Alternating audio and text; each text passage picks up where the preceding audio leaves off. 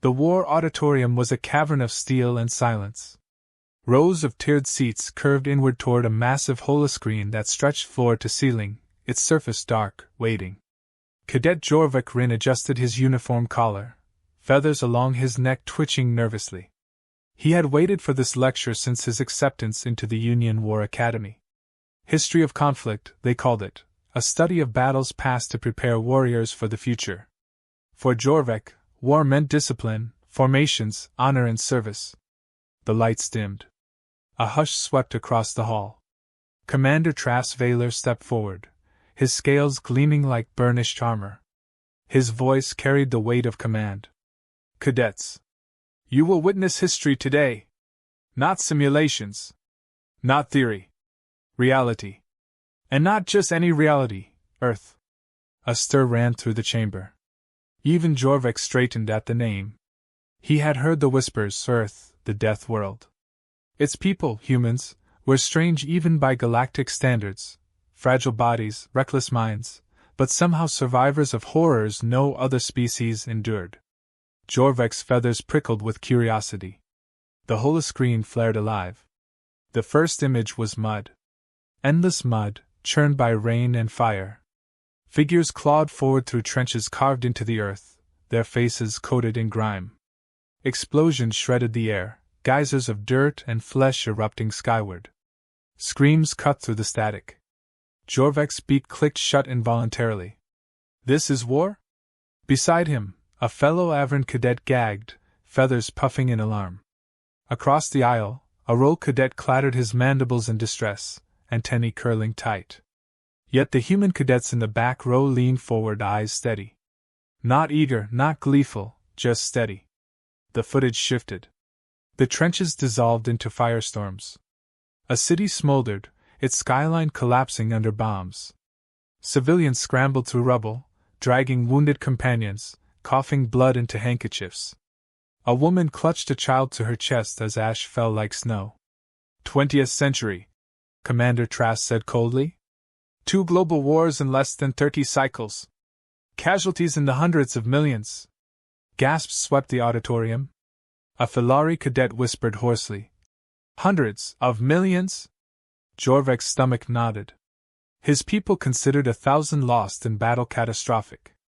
Hundreds of millions was unthinkable. The screen shifted again. A blinding flash filled the hall, searing white light blooming into a towering mushroom cloud. The shockwave rippled across land and sea, leveling everything in its path. Silence followed, no screams, no survivors, just ruins stretching beyond the horizon. Cadets recoiled in horror. One fainted outright. The glow of the explosion lingered on Jorvik's retinas, a phantom sun that would not fade. Commander Trask's voice cut through the silence like a blade. Nuclear fire. A single device erasing cities. Earth produced thousands. They lived under the shadow of annihilation for centuries. Jorvik's feathers trembled uncontrollably. His vision blurred, his mind struggling to grasp the scale. How could any species endure this? A soft voice came from the human row. We didn't endure. We adapted. Jorvik turned. It was Cadet Mercer, a human with close-cropped hair and calm eyes. He spoke without pride, as if reciting fact. War wasn't rare for us. It was constant. We learned to live with it. The words sent a chill through Jorvik. He turned back to the footage. Now came images of urban combat, soldiers in shattered streets, rifles cracking in the dark, tanks rolling through fire. Drone footage of night battles lit by tracer rounds, each glowing arc a line of death. Jorvik's ideals shattered. This was not honor.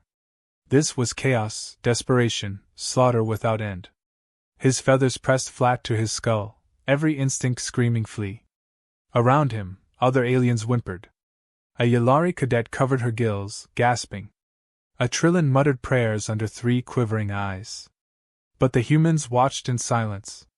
Some frowned in thought, others folded arms across chests, but none turned away. The footage cut again. Desert storms swallowed convoys. Mountains rang with artillery. Villages burned while survivors stumbled through smoke. Centuries of war unfolded in relentless succession, each scene darker than the last. Jorvik whispered to himself. Why would they do this to themselves? Mercer's voice carried again, quiet but firm. We didn't want it. But we didn't stop it. So we learned to live with it. The commander raised a claw, pausing the footage. He swept his gaze across the chamber, landing finally on Jorvik, whose feathers still trembled. Cadet Rin. Tell me, what do you see? Jorvik swallowed hard. His throat felt dry. I see madness. No structure, no honor. Just destruction. Wrong, Trask snapped. His voice rang like steel on stone. You see survival. You see the reason humans are feared and respected. They did not crumble. They endured. That, cadets, is war. Jorvik's feathers bristled in protest. If this is war, Commander, then war is nothing but horror. Where is the honor in it? The chamber fell silent. Every eye turned toward him. Trask's scales glinted as he leaned forward. Honor does not matter when you are dead. Strength, endurance, adaptation, those matter. The humans embody this. That is why they belong here. That is why you must learn from them. Jorvik sank back in his seat, heart pounding. He had entered the hall believing war meant glory, banners, and noble sacrifice. Now, staring at the frozen image of a ruined city, he felt only dread. The lights brightened. The holoscreen went dark. Session adjourned, Commander Trask announced. Reflect on what you've seen. Tomorrow, we continue. Cadets filed out in stunned silence. Some whispered in disbelief, others in awe. Jorvik walked slowly, feathers dragging, his world torn apart. As he stepped into the corridor, a human cadet fell into step beside him. Mercer again. His voice was soft, almost kind. You looked shaken. Jorvik's beak clicked nervously. I thought I understood war. I thought it meant honor. But that... His voice faltered. That was hell. Mercer nodded. It was. But we survived it anyway. Jorvik stopped walking, staring at him. The human's eyes were calm, steady, carrying the weight of generations. For the first time, Jorvik wondered if he had the strength to carry that weight himself. The mess hall echoed with quiet clatter. Trays slid across counters, utensils tapped, and murmurs filled the air. But today the noise was subdued. The war footage lingered in every mind, a shadow that dimmed even the usual chatter. Cadet Jorvik Rin sat at the edge of a long table, his meal untouched. He pushed a piece of fruit around his plate, feathers pressed flat against his skull. His mind replayed the images: trenches, firestorms, cities erased in blinding light. He had believed war was an elevated calling, a path of honor. Now he saw only madness. Across from him, Cadet Mercer set down his tray. The human ate calmly, cutting through ration squares with neat, practiced motions. His face was unreadable. You didn't eat, Mercer said without looking up. Jorvik's beak clicked softly. I've no appetite. Not after yesterday. Most don't, Mercer replied, voice low. First time is the worst. Jorvik looked at him sharply. First time? You speak as though you've seen it before. Mercer's eyes lifted, steady and calm. Every human has. Even those who never fought. We carry the stories, the scars. It's part of us. The words cut deeper than Jorvik wanted to admit. He looked away, feathers trembling. How can you sit there so calmly? How can you speak of it as if it were nothing? Mercer's tone hardened. Because if we let it break us every time, we never move forward. You saw horror. We saw survival. A sudden hush fell over the hall. Commander Trask entered, his presence heavy, scales glinting under the light. He strode with deliberate steps, eyes scanning the cadets. The crowd stiffened, trays forgotten. His gaze fixed on Jorvik. Cadet Rin. Stand? Jorvik's feathers bristled. He rose slowly, heart pounding. Trask's voice carried, sharp and unyielding. Yesterday you questioned what you saw. You asked where honor lies in war? Repeat your words. The hall froze. Every cadet leaned closer, waiting. Jorvik swallowed, throat dry. I said it was madness. That it had no honor. Gasps rippled through the room. A trillion cadet muttered prayers.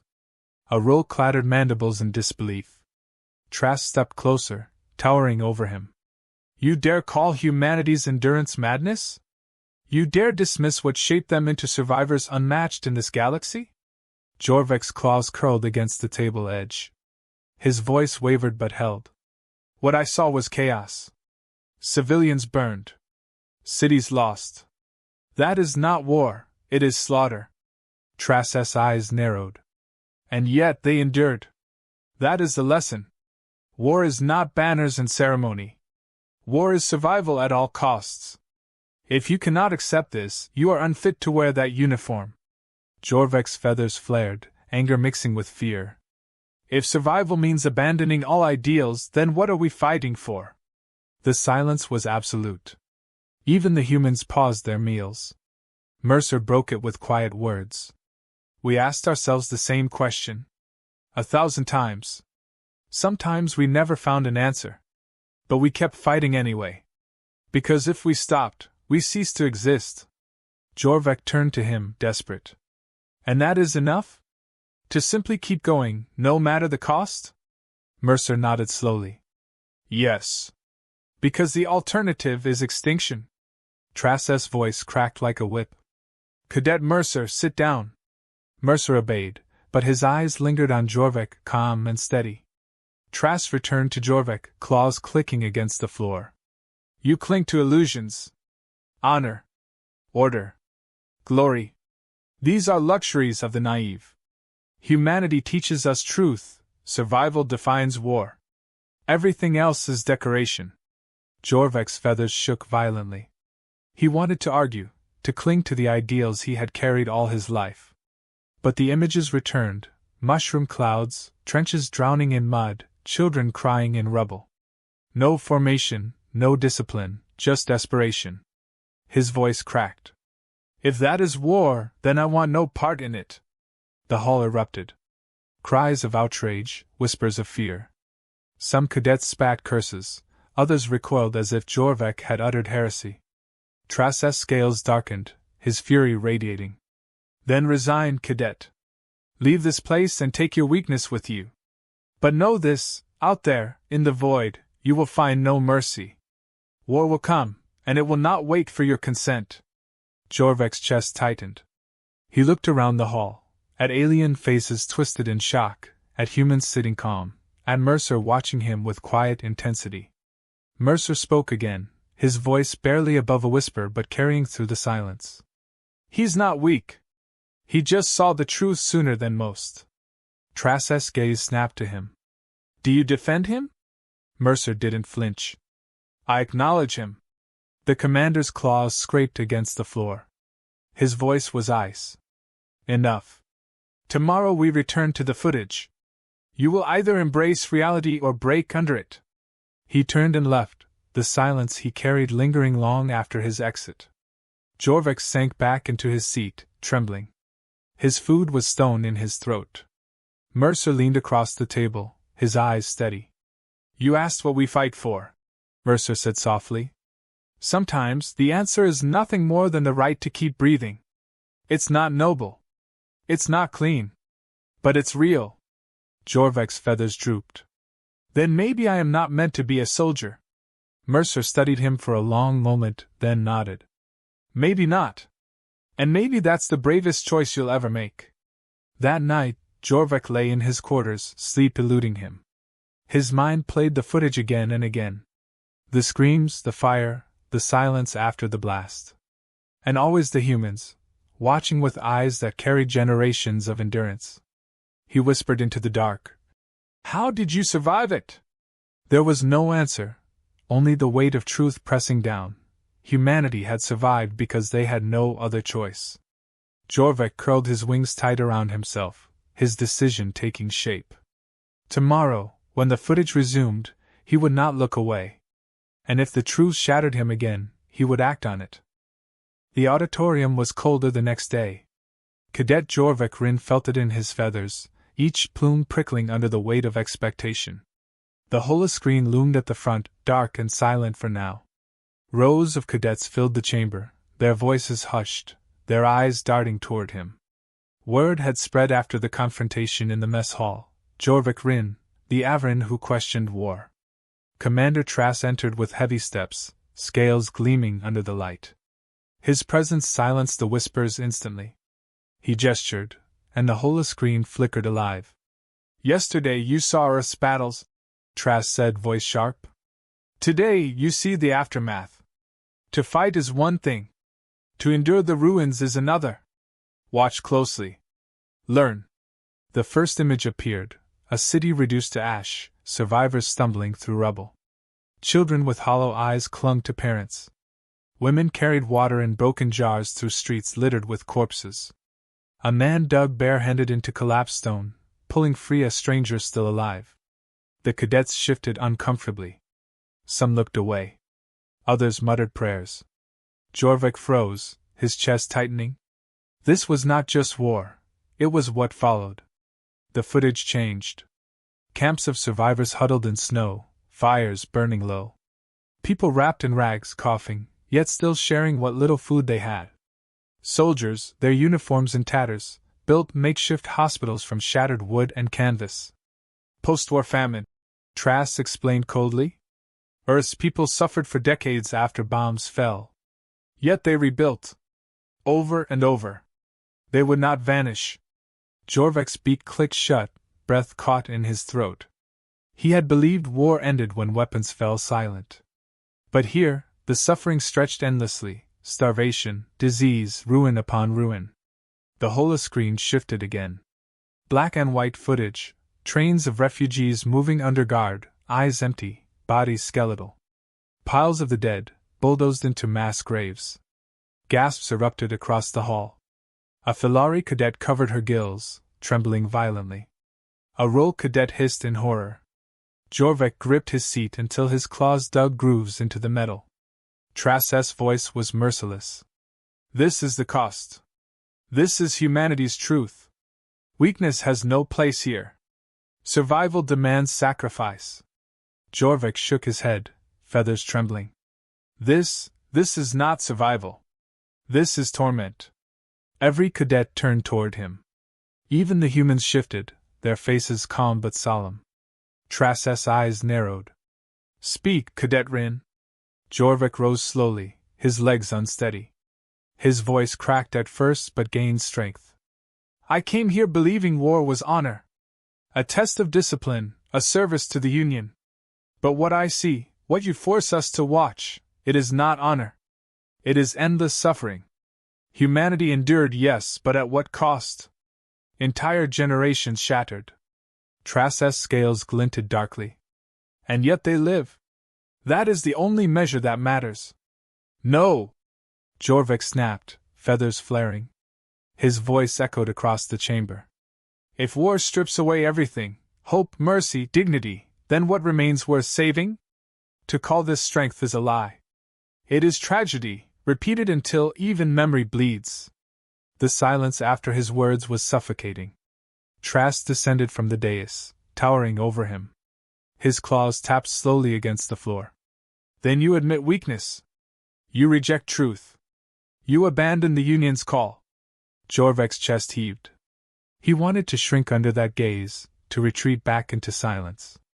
But the images still burned in his mind, the mushroom cloud, the starving child, the graves. He forced his feathers flat, and stood taller. "I will not carry this uniform," he said, voice steady now. "I resign. I will not train to call slaughter strength. I will not serve under a banner that glorifies ruin." The chamber erupted. Shouts of disbelief, gasps, whispers clashing like a storm. Some cadets cried out that he was a coward. Others stared in shock, unable to speak. Trask roared above them. "You shame your species! You disgrace this academy!" Jorvik's wings trembled, but he did not falter. "Better disgrace than to blind myself to truth." The commander's fury radiated, his gills flaring wide. He turned to the humans. "And you, cadets of Earth, do you see this weakness? Do you see how fragile they are compared to you? The humans did not answer immediately. Then Mercer, calm as always, rose.